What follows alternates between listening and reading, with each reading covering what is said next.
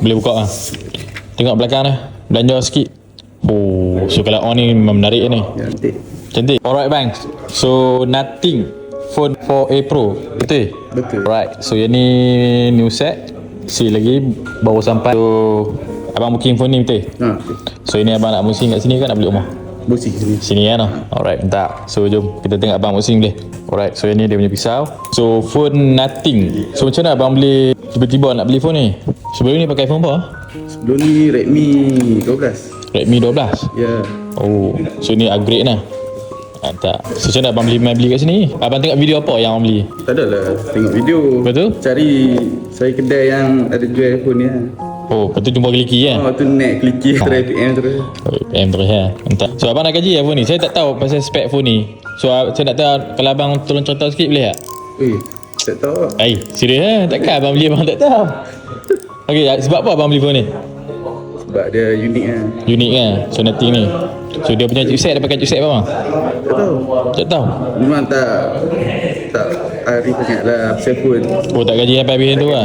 So janji dia nama nothing. Abang rasa macam unik sikit lah abang beli. Tak ada lah sebab suka pun sebab apa benda tu ni. Oh ni yang belakang ni, belakang display dia. ni. Alright. So jom kita tengok. Yang ni abang ambil colour? Kalau hitam. Colour black.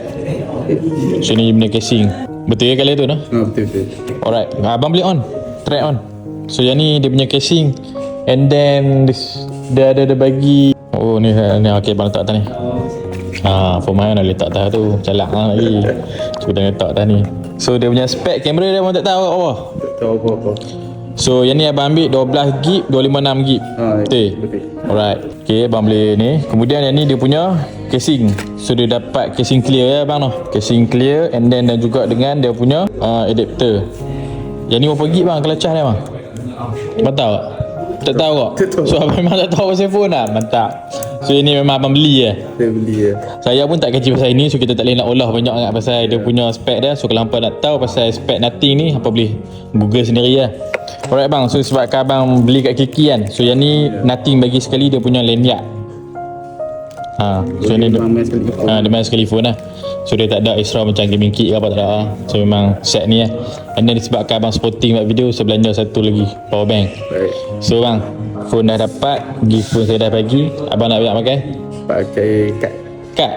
Alright, so sekejap kita settle payment. So sekejap abang set up mana? Boleh. So terima kasih abang sebab beli kat Kiki. Sama. Klik-klik na iPhone cari Kliki.